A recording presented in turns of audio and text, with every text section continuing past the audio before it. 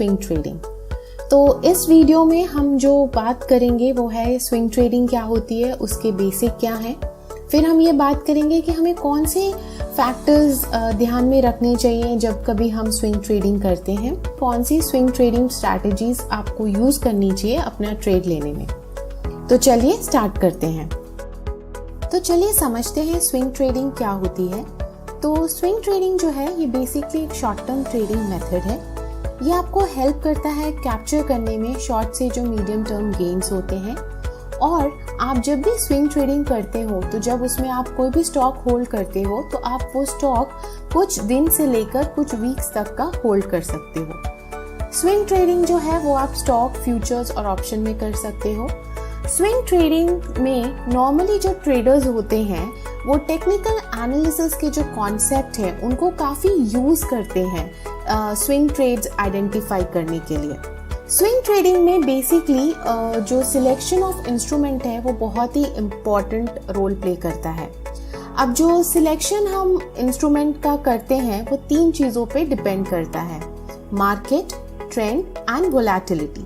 चलिए अब समझते हैं कि जब हम स्विंग ट्रेडिंग करने जाते हैं तो वो कौन से फैक्टर्स हैं जिनको हमको ध्यान में रखना चाहिए। तो सबसे पहला जो फैक्टर है वो होता है right cycle.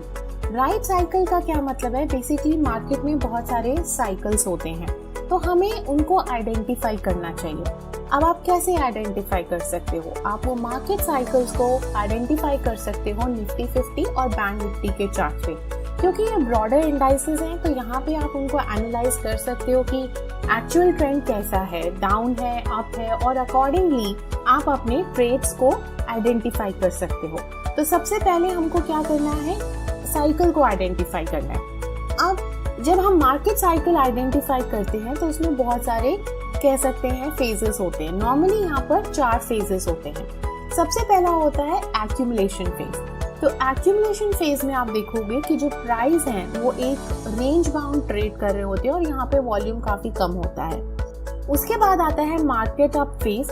Market up phase जो होता है वो एक्यूमुलेशन फेज के बाद आता है और यहाँ पे हम एक ब्रेकआउट देखते हैं और हम देखते हैं कि किस तरह मार्केट्स के जो प्राइसेस हैं वो ऊपर की तरफ मूव कर रहे हैं और वॉल्यूम भी काफी यहाँ पे हाई होते हैं।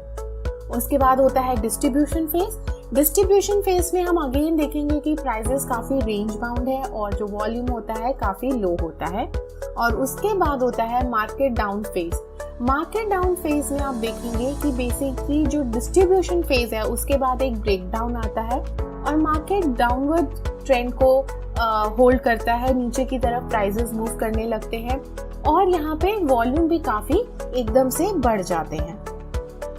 दूसरा जो फैक्टर है जो आपको ध्यान में रखना चाहिए जब आप स्विंग ट्रेडिंग के ट्रेड आइडेंटिफाई करने जाएं वो है सेक्टर आइडेंटिफिकेशन। तो हमने बेसिकली देखा कि मार्केट साइकिल हमने अंडरस्टैंड किया और हमने देख लिया कि निफ्टी 50 पे किस तरह से ट्रेंड है, ब्रॉडर ट्रेंड, वेदर ट्रेंड ऊपर है या नीचे है। तो अगर मान लीजिए हमने आइडेंटिफाई किया कि ट्रेंड अपसाइड है तो हमें वो सेक्टर्स आइडेंटिफाई करने चाहिए जो कि ऊपर की तरफ जा रहे हों। हमें जो ट्रेंड है उसके अकॉर्डिंगली हमें सेक्टर्स आइडेंटिफाई करने चाहिए, शॉर्टलिस्ट करने चाहिए। एक बार आपके जब सेक्टर्स आइडेंटिफाई हो जाते हैं अकॉर्डिंग टू द ट्रेंड, उसके बाद बेसिकली आपको स्टॉक्स आइडेंटिफाई करने चाहिए। ये आपका तीसरा इम्पोर्टेंट फैक्टर है जो कि आपको ध्यान में रखना चाहिए। तो आप बेसिकली उसके बाद अब हमने ब्रॉडर मार्केट ट्रेंड एनालाइज किया, सेक्टर ट्रेंड देख लिया कि उस मार्केट अप है तो कौन से सेक्टर्स उस अकॉर्डिंगली मूव कर रहे हैं। उसके बाद उन पर्टिकुलर सेक्टर्स में जो स्टॉक्स हैं हम उनको आइडेंटिफाई करेंगे और जब हम उनको आइडेंटिफाई करेंगे तब अकॉर्डिंगली हम उसमें कॉल ले सकते हैं कि हमें इसमें स्विंग ट्रेडिंग करनी है, हमें इसमें पोजिशनल ट्रेडिंग करनी है या डे ट्रेडिंग करनी है या स्कैल्पिंग करनी है। तो जैसे हम वो स्टॉक्स आइडेंटिफाई करेंगे उनका जो ट्रेंड होगा उसके बेसिस पे हम डिसीजन लेंगे। आप जब भी स्विंग ट्रेडिंग करते हो तो एक चीज़ आपको जो ध्यान में रखनी है कि जब भी आप कोई ट्रेड आइडेंटिफाई कर रहे हो और आपको उसको पोजीशन लेनी है तो आप बेसिकली मार्केट अप फेज और मार्केट डाउन फेज में पोजीशन लीजिए। एक्यूमुलेशन और डिस्ट्रीब्यूशन फेज में आप मत एंटर करिए। इसलिए आपको पहले से जो लिस्ट ऑफ स्टॉक्स हैं उनकी एक वॉच लिस्ट बना के रखनी चाहिए जो कि इस फेज में हैं। कौन सा phase? Market up phase and market down phase. तो जब मान लीजिए मार्केट बुलिश है तो आप बेसिकली वो स्टॉक्स में पार्टिसिपेट करेंगे जो कि मार्केट अप फेज में है, और जब मार्केट बेरिश में है तब आप उन स्टॉक्स में पार्टिसिपेट करोगे जहां पे मार्केट डाउन फेज में है। तो ये बहुत ही इजीली वर्केबल है। तो ये सब चीजें आपको फॉलो करनी है कोई सा भी स्विंग ट्रेड लेने से पहले। क्या है? आइडेंटिफाई करना है हमें साइकिल, और उसके बाद हमें सेक्टर आइडेंटिफाई करने हैं, और उसके बाद स्टॉक्स आइडेंटिफाई करने हैं। अब मैं आपको बताऊंगी कि कौन सी स्विंग ट्रेडिंग स्ट्रैटेजीज हम यूज कर सकते हैं। तो सबसे पहले जो स्ट्रैटेजी है वो है सपोर्ट एंड रेजिस्टेंस। तो चलिए सपोर्ट समझते हैं क्या है, और फिर उसके बाद हम समझेंगे रेजिस्टेंस क्या है। तो सपोर्ट बेसिकली वो रीजन होता है जहाँ पे प्राइसेस जाके रुक जाती हैं और वहां से वो फर्दर डाउन साइड नहीं देखती, उसको हम सपोर्ट रीजन कहते हैं। यहाँ पे हमें बाइंग प्रेशर ज्यादा देखने को मिलता है। दूसरा है रेजिस्टेंस। रेजिस्टेंस क्या होता है? रेजिस्टेंस बेसिकली वो रीजन है जहाँ पे जाके प्राइसेस काफी सेलिंग प्रेशर फेस करती है और वो नीचे की तरफ मूव करने लगती है, तो उसको हम रेजिस्टेंस कहते हैं। बहुत बार ये देखा गया है कि हम बेसिकली जब सपोर्ट और रेजिस्टेंस आइडेंटिफाई करते हैं तो हम बेसिकली एक पॉइंट, एक प्राइस को लेकर बात करते हैं। हम कहते हैं कि ये एक्स प्राइस हमारा सपोर्ट है या एक्स प्राइस हमारा रेजिस्टेंस है। बट मेरी आपको ये एडवाइस है कि जब भी आप स्विंग ट्रेडिंग कर रहे हैं और आप सपोर्ट रेजिस्टेंस देख रहे हैं तो आप हमेशा रेंज में देखिए, क्योंकि अगर आप एक पर्टिकुलर पॉइंट या प्राइस को लेके सपोर्ट एंड रेजिस्टेंस देखेंगे तो चांसेस बहुत ज़्यादा है कि आपको आपके ट्रेड से एग्जिट करना पड़े, क्योंकि वो काफ़ी टाइम वो प्राइस को हिट कर दे। तो एक चीज़ बहुत इम्पॉर्टेंट है, वो ये है कि आप हमेशा सपोर्ट और रेजिस्टेंस को एक पर्टिकुलर रेंज में देखिए, उस पर्टिकुलर लेवल पे। एक चीज़ और जो बहुत इम्पॉर्टेंट है अगर आपको सपोर्ट और रेजिस्टेंस को आइडेंटिफाई करना है, वो है फिबोनाची रिट्रेसमेंट। तो फिबोनाची रिट्रेसमेंट बहुत ही इम्पॉर्टेंट रोल प्ले करती है। इसमें एक चीज़ ध्यान में ये रखने की है कि जितना टाइम ड्यूरेशन लॉन्गर होता है रिट्रेसमेंट का, उतनी अच्छी तरह से आपके सपोर्ट और रेजिस्टेंस रीजन निकल कर आते हैं, और जो कि आपको बहुत हेल्प करते हैं आपके ट्रेड्स को लेने में।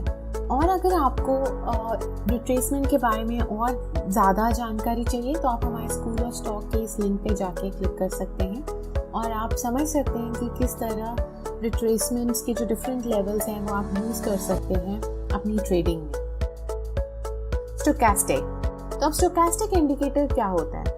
स्टोकेस्टिक इंडिकेटर जो है बेसिकली वो एक मोमेंटम इंडिकेटर है जो कि आपको बताता है कि ओवरबॉट और ओवरसोल्ड रीजन क्या है स्टॉक्स के।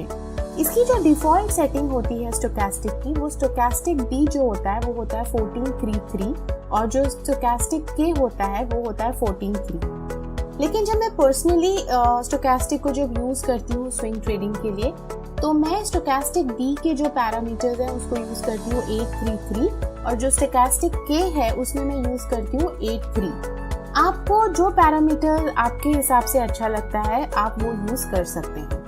तो जैसा कि आप देख सकते हैं इस चार्ट में कि यहाँ पे जो स्टोकेस्टिक है, जब ये 20 के बिलो है और प्राइसेस एक बहुत अच्छा सपोर्ट जोन पे सपोर्ट लेती हैं, यहाँ पे बुलिश पैटर्न है, उसके बाद जैसे ही स्टोकेस्टिक कट करके ऊपर आता है तो हम देख सकते हैं कि आपकी प्राइसेस कितना अपसाइड मूव देती हैं। ऑलमोस्ट 24% अपसाइड मूव देती हैं। तो बेसिकली इस पॉइंट पे हम लॉन्ग पोजीशन क्रिएट कर सकते हैं। उसी तरह आप यहाँ पे भी देख सकते हैं कि जब स्टोकेस्टिक 20 के नीचे है, क्रॉसओवर आता है, यहाँ पे सपोर्ट जोन है, उसके बाद हम देखते हैं किस तरह प्राइसेस मूव करती हैं। तो बेसिकली यहाँ पे जब स्टोकेस्टिक 20 के नीचे है और कट ओवर करता है तो वहाँ एक पॉइंट है कि हम वहाँ पे लॉन्ग पोजीशन क्रिएट कर सकते हैं। और यहाँ पे भी आप देख सकते हैं कि यहाँ पे कितना बुलिश कैंडलस्टिक पैटर्न बना है। नेक्स्ट पॉइंट जो हमें ध्यान में रखना है जब हम स्ट्रैटेजी बिल्ड करते हैं वो है मूविंग एवरेज। तो मूविंग एवरेज जो है वो बहुत ब्यूटीफुली प्ले करती है, वो आपको हेल्प करती है टू आइडेंटिफाई करने में आपका ट्रेंड ऊपर है कि नीचे है। पर्सनली मैं जो प्रेफर करती हूँ वो है 200 DMA। तो ये मुझे हेल्प करती है किस तरह से मार्केट मूव कर रहा है, मार्केट ऊपर है या नीचे। अगर प्राइसेस मान लीजिए 200 के ऊपर है तो उसका सिंपल मतलब है कि ट्रेंड ऊपर की तरफ है और मैं लॉन्ग पोजीशंस लेती हूँ। और अगर मान लीजिए प्राइसेस 200 के नीचे हैं तो इसका सिंपल मतलब है कि ट्रेंड डाउन की तरफ है और मैं शॉर्ट पोजीशन क्रिएट करती हूँ। मैंने आपको बताया कि हम कौन सी स्ट्रैटेजीज यूज़ करेंगे अगर हमको स्विंग ट्रेडिंग करनी है, जिसमें कि moving average, stochastic and support and resistance. अभी मैं आपको ये बताऊंगी कि इन स्ट्रैटेजीज को हम कैसे प्रैक्टिकली अप्लाई करेंगे। हमको अगर अपना ट्रेड एंटर करना है तो हम कैसे इनको यूज़ करेंगे, हमारा स्टॉप लॉस क्या होना चाहिए इन स्ट्रैटेजीज के थ्रू, और हम एग्जिट कैसे करेंगे। तो चलिए सबसे पहले समझते हैं कि अगर हमें अपना स्विंग ट्रेडिंग ट्रेड एंटर करना है तो ये 3 जो मैंने स्ट्रैटेजीज आपके साथ डिस्कस करी है इनको कैसे हम यूज़ कर सकते हैं। तो सबसे पहले हम देखेंगे कि स्टोचैस्टिक ऑसिलेटर कहाँ पर है। अगर स्टोचैस्टिक ऑसिलेटर मेरा 20 के नीचे है और वो फिर क्रॉस कर रहा है और मेरे ऊपर प्राइजेस अगर सपोर्ट रीजन पर हैं और वहाँ पे एक बुलिश पैटर्न बना रहे हैं और अगर वॉल्यूम हाई है तो मैं लॉन्ग करूँगी। ऑल्सो हम देख सकते हैं कि जो 200 डे मूविंग एवरेज है वो कहाँ पे है। अगर प्राइजेस उसके ऊपर है तो वो ये बता रहे हैं कि ट्रेंड आपका ऊपर की तरफ रहेगा। तो जब ये सारे पैरामीटर्स हमारे फुलफिल होते हैं तो हम बेसिकली इस पर्टिकुलर पॉइंट पर हम अपनी पोजीशंस लॉन्ग करेंगे। अभी हमने देखा कि हमने ट्रेड एंटर कर लिया है। अब हमने ट्रेड जब एंटर कर लिया तो हमारा स्टॉप लॉस क्या होगा। तो जो हमारा स्टॉप लॉस है वो बेसिकली आप देखेंगे कि जब स्टोचैस्टिक क्रॉसओवर कर रहा है उसके पहले का जो स्विंग लो होगा वो हमारा स्टॉप लॉस होगा। समझते हैं हम किस प्रकार अपना ट्रेड एग्जिट करेंगे। तो जैसा कि हमने आपको पहले बताया था कि स्विंग ट्रेडिंग जो होती है वो बेसिकली आपकी 3-4 दिन से लेके कुछ वीक्स के लिए होती है। तो उसमें जो हम नॉर्मली रिटर्न उम्मीद करते हैं कि हमें मिलना चाहिए वो होता है 8 to 12% रिटर्न हम कैप्चर करने की कोशिश करते हैं। तो अगर मान लीजिए आपने ट्रेड लिया है और उसके बाद आपको लग रहा है कि आपका ट्रेड जो है वो आपको 7 to 10% रिटर्न दे रहा है तो उस केस में आप अपनी पोजीशंस वहाँ पे बुक कर लीजिए और ट्रेड से एग्जिट कर लीजिए। इसी के साथ हम अपना यहाँ पे वीडियो समाप्त करते हैं और मैं आशा करती हूँ कि ये वीडियो आपके लिए यूज़फुल रहा हो। अगर आपको ये वीडियो पसंद आता है तो आप लाइक करिए, उसको शेयर करिए और हमारे चैनल को सब्सक्राइब करिए। एक चीज़ जो ध्यान में देने वाली है, जो भी मैंने ये कॉन्सेप्ट बताए हैं या जो चार्ट आपको एक्सप्लेन किए हैं ये एजुकेशनल पर्पस के तौर पर हैं। हम यहाँ पे आपको बेसिकली कोई भी चीज़ रिकमेंड नहीं कर रहे हैं। सो ये टोटली एजुकेशनल पर्पस के लिए यूज़ किया जा रहा है। Thank you.